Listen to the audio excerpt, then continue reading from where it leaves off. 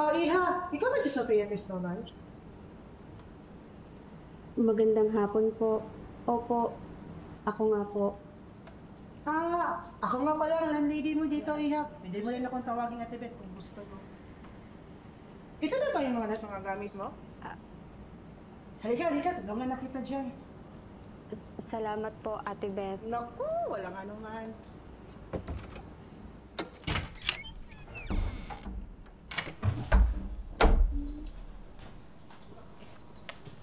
Na-inform ka naman siguro sa mga rules dito, di ba? Opo. Mabuti naman kung gano'n.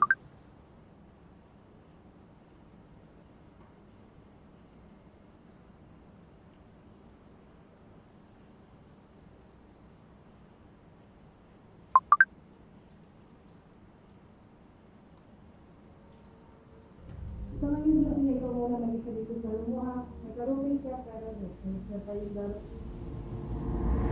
Nga pala, Sophia, may kailangan ka, pumunta ka lang sa unit ko. Kung meron ka namang number ko, pwede mo naman akong i-text o tawagan mo. Okay po. Thank you po ulit, Ate Beth.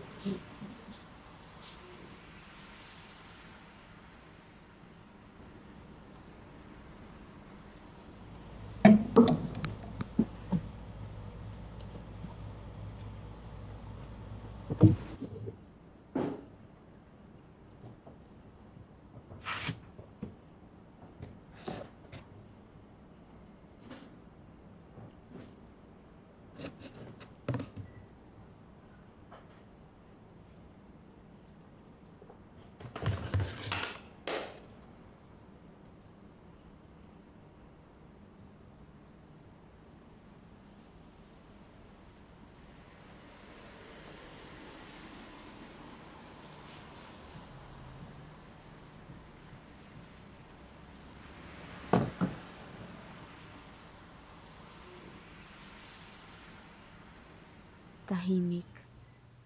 Wala silang boses dito. Hindi ko alam kung kaya ko. Pero ngayon, kahit sandali lang, malaya ako.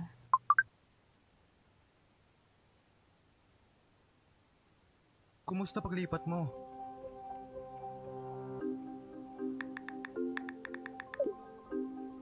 Sana swerte ka sa roommate mo. Kasi yung sa akin may pet na pusa. Di man lang nagpaalam. Allergic pa naman ako. Nagustuhan mo ba yung cake na ginawa ko for you?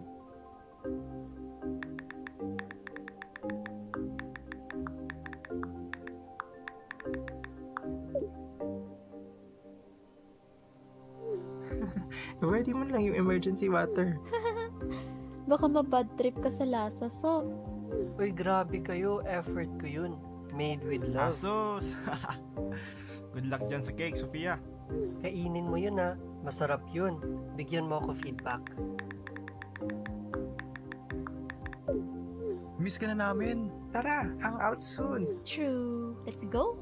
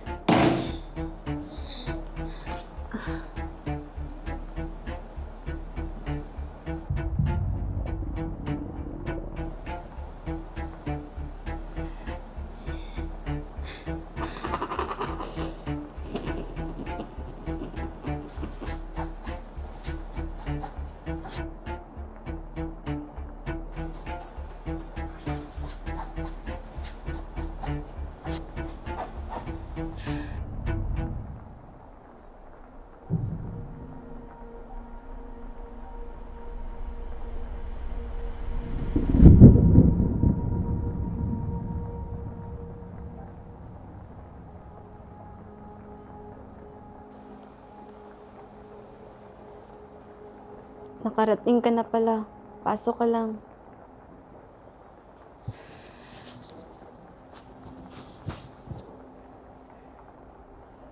Welcome nga pala dito sa dorm.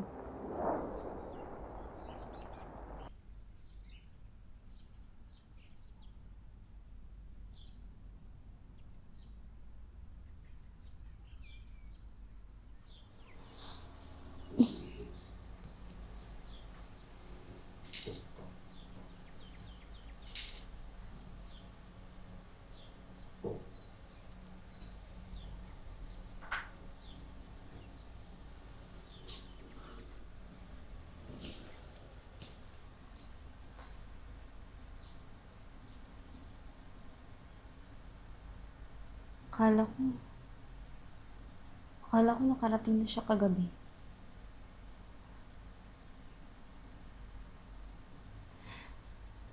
Nananaginip lang siguro ko.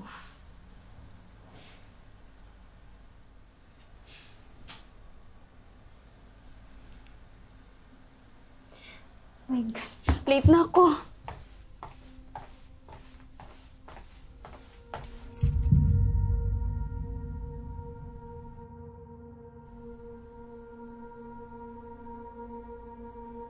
Naiwan ko bang nakabukas yung pinto?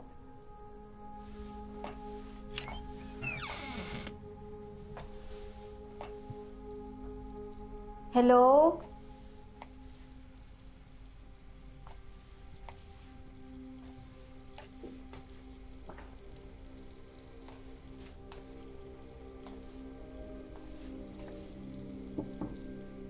Hello?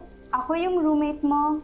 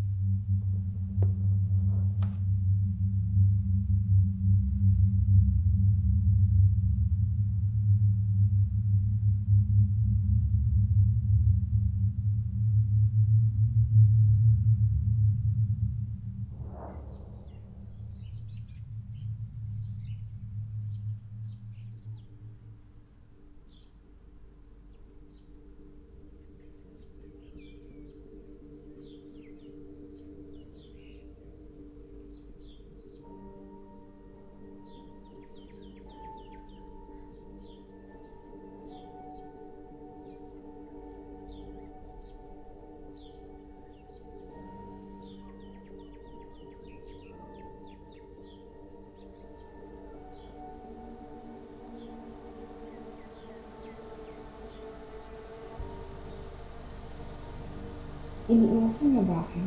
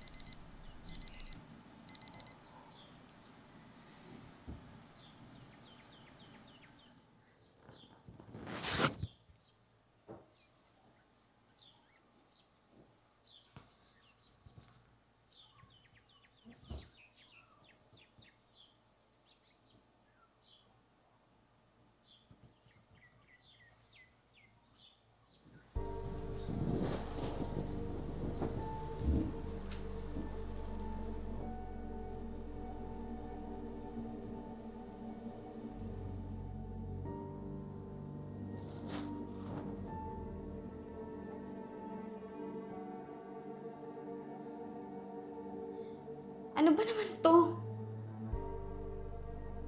Umagang-umaga.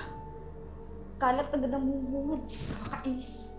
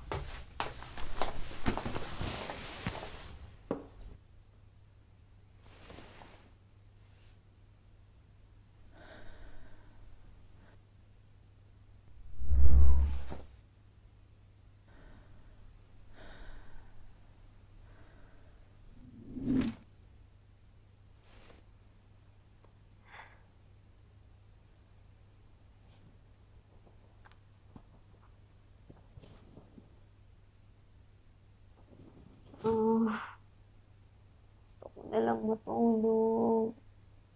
I can't do this anymore.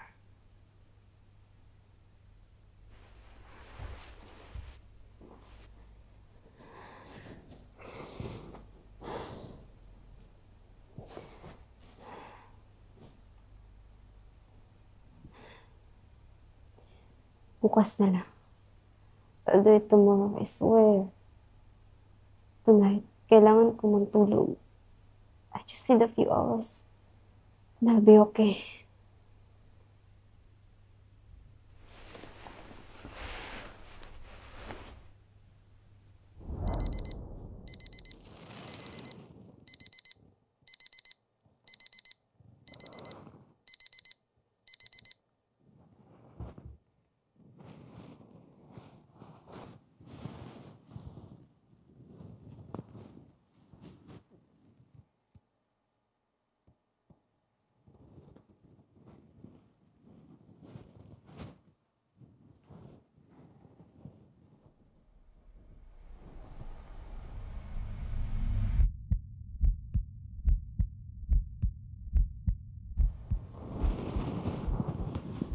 Ba't ganito? Hindi pa ba siya napapagod magkalat?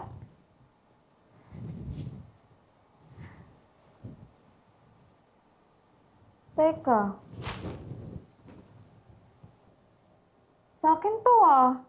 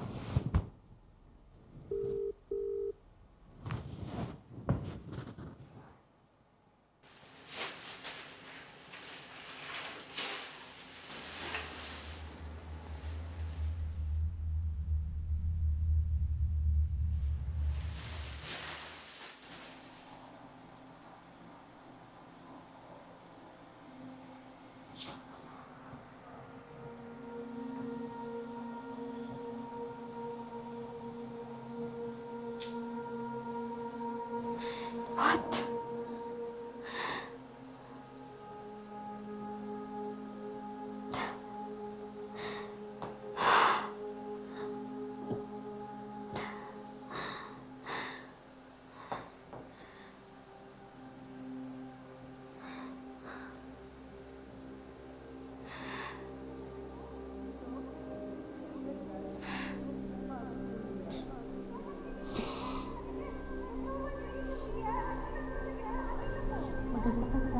Shut up. Shut up!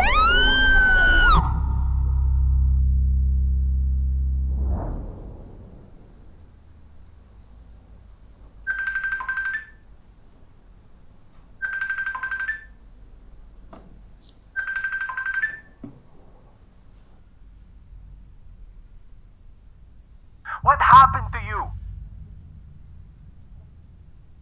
Dad, yung roommate ko kasi... Your grades are low. Hindi itong pinakaw mo sa amin.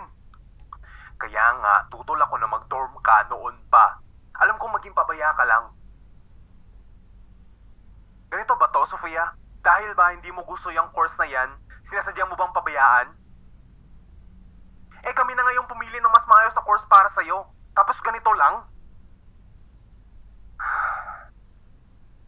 You used to make us proud, Sofia. Ano yung sabi mong roommate?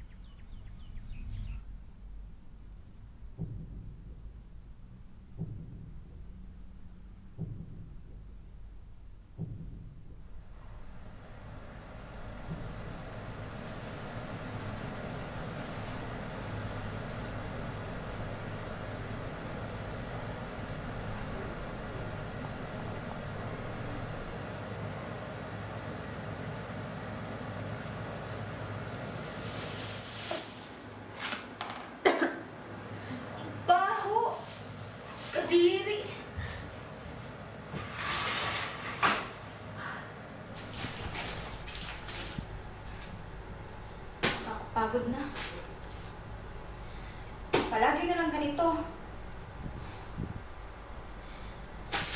Hindi na kaya to.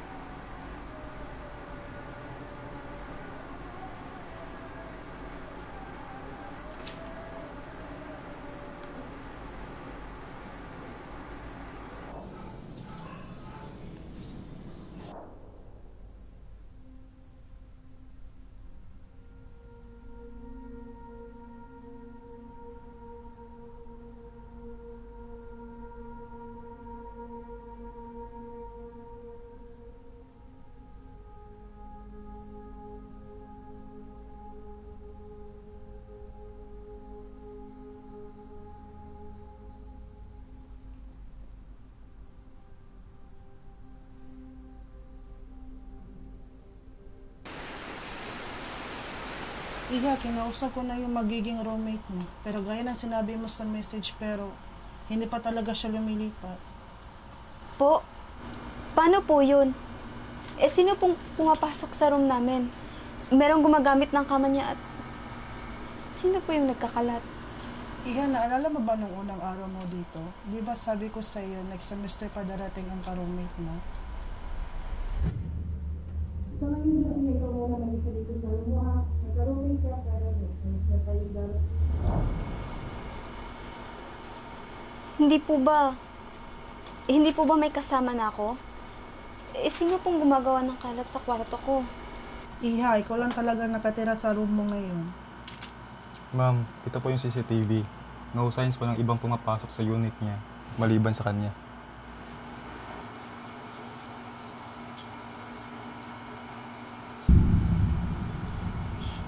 Hindi. Imposible po yun. May kasama ko. Ate, may kasama po ako. Kuya, i-play niyo nga po ulit. Pero ma'am, kayo... Sige na, i-play mo na ulit ang CCTV.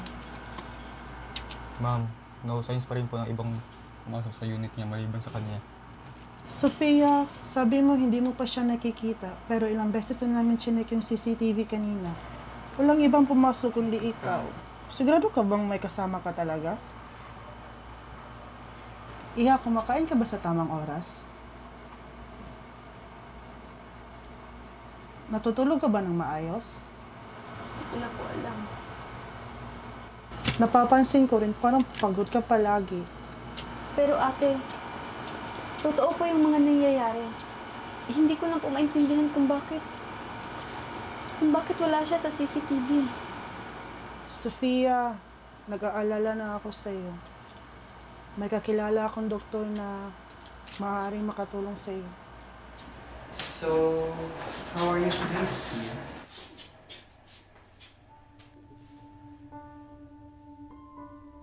Hindi ko po alam. Hindi ko na po talaga alam. Naguguluhan po ako. Dok.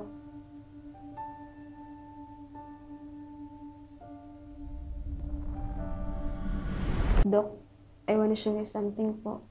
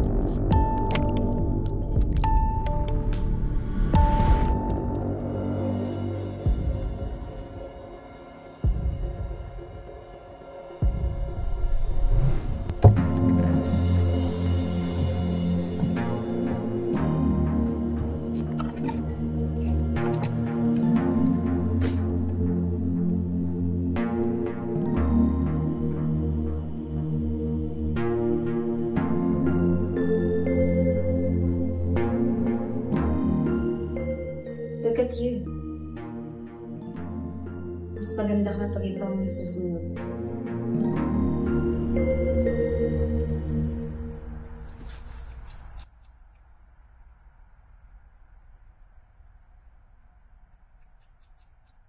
They hate you. But I do. Kaya ako hindi ka. Kaya hindi ka nasaktan.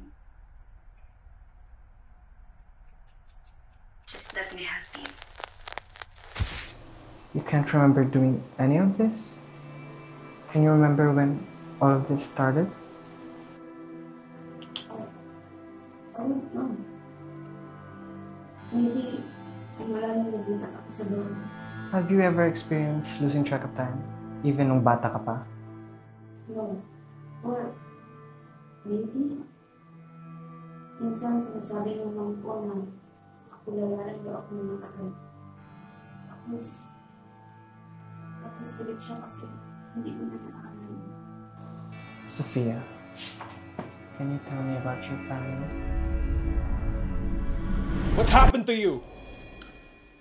You're really disappointing me. Do you know how hard it is to earn money? Tapos ganito lang gagawin mo? Ito ba? Ito ba ang ibabalik mo sa lahat ng paghihirap namin para sa'yo? Hindi ako galit kasi mababa yung grades mo. Galit ako kasi alam kong kaya mo. Pero pinagbabayaan mo lang. You think I'll be okay with this? Nagpapakapagod ako sa trabaho. Tapos ikaw, wala. Kung ganyan ka, huwag ka nang mag-aral. Don't expect me to pay for your future if you're just gonna fail like this. Sophia, sandali lang. Aalis ka ng ganyan ang suot mo? Di ka ba naiilan sa katawan mo? Magpalit ka ng maluwag. I'm really sorry you had to go through that, Sophia. Whatever happened to you, it wasn't your fault. Yung roommate mo, anong tawag mo sa kanya? Sophia, I don't think she's your roommate. I think she's you. A part of you. A version of yourself you created para protektahan ka. Pero hindi ko naman maalala na ginagawa ko. Ano siya naman? Ano na ako protektahan? Minsan, kapag masyado lang mabigat ang pinapasan natin, gumagawa ang utak ng paraan para tulungan tayo. Minsan, ito ay boses. Minsan, ito rin ay anyo. Pero, bahagi mo pa rin ito. Hindi ka nag-iisa. Hindi ka rin sira. Niligtas mo lang ang sarili mo sa paraan na alam mo. Don't worry, Sophia. You're not alone. I'm here to help you. That's what we're trying to understand together. Think back. Can you remember a time you felt unsafe emotionally? Or like you had to be someone else just to feel accepted? Nina, pagising ko, naka-makeup na ako. Hindi ko naman maalala, nag-makeup ako ng gabing yun. Sabi mo, may tinatapon siyang mga gamit? Mga oversized shirt ko. Lahat. I also left a note saying, you're not ready anymore. Nasa takot na makapagising ko. Ginawa na naman akong binigay. Ayaw ko na magsarili ko. This might be difficult to hear, Sophia, but based sa kwento at mga video na pinasa mo, may mga indikasyon na posibleng may nangyayaring dissociative symptoms sa iyo. Isa sa mga kondisyon na konektado dito ay tinatawag na dissociative identity disorder.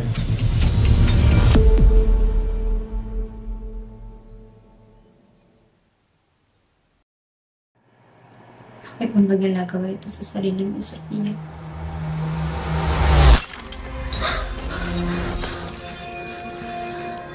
Sino ka? Hindi ikaw yung roommate ko. Ang bigat, hindi ba? Lahat ng tanong, lahat ng iniisip mo, lahat ng sinasabi nila, pilit kang isinisiksik sa molde na hindi para sa'yo. Ngayon, sinisisi ka nila sa langit nang hindi mo pinili. Tayo lang naman ang tunay na nakakakilala sa sarili natin. Naririnig ko ang mga sigaw mo mulang boses. Kaya hayaan mo nga ako ang umako ng sakit. Ako ang masasaktan para sa'yo. para hindi ka mabasa. Hindi mo na kailangan ng therapist, Sofia. Kailangan mo lang makinig sa sarili mo. Sa akin. Sa akin lang.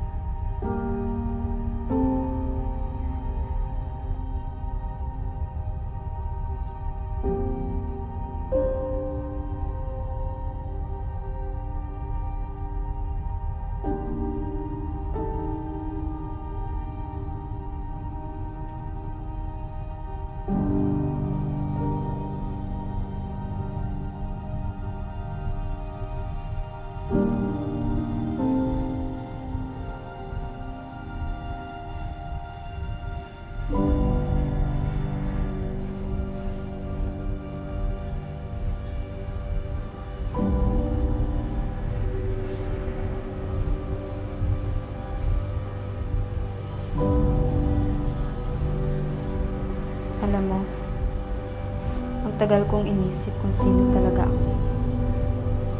Kung alin sa mga boses sa ulo ko ang dapat kong pakinggan. Pero ngayon, I think I finally understand. Ikaw lang din pala yun. Lahat kayo ay ako. You created me because pain was easier to hide than to explain.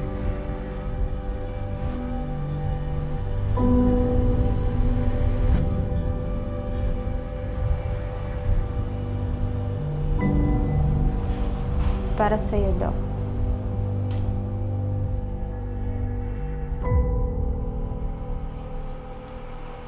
Tutuloy ka na ba talaga, Sofia?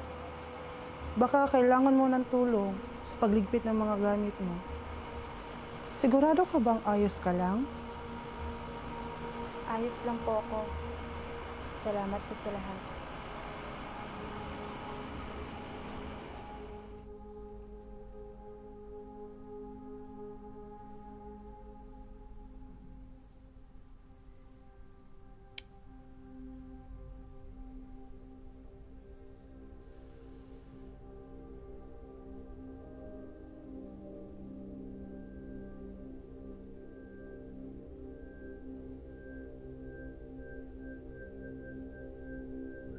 Doc, pag nabasa mo to, maybe I'm no longer in control. She tricked me. Not her. Someone else. Someone very dangerous. Sabi niya, tumigil na sa pag-therapy. Naniwala ako. I don't think she wants to help me. Please don't believe her. Please, help me.